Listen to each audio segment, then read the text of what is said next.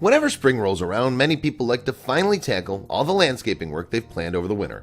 And that often means one of the most popular vegetables to grow in a garden is tomatoes.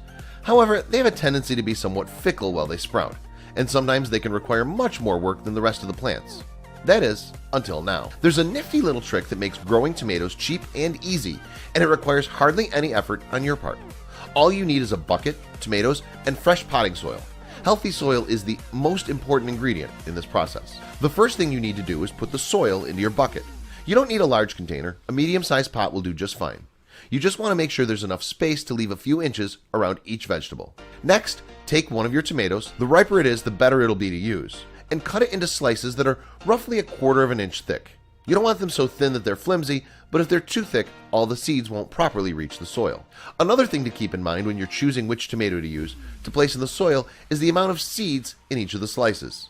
Some tomatoes have more seeds than others, so you'll want to use a tomato that's seed heavy. Now that you have your tomato cut, carefully place the slices on the top of the soil. The most important thing to do here is leave at least a couple inches of space around each slice. Overcrowding will cause problems while the seedlings grow.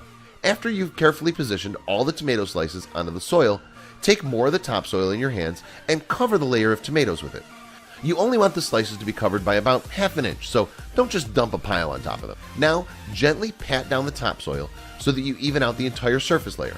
It should be flat on top and not bumpy and rippled. If the dirt isn't distributed properly, some of the tomato seedlings won't grow correctly, if at all. Sounds super simple, right? Well, that's because it is.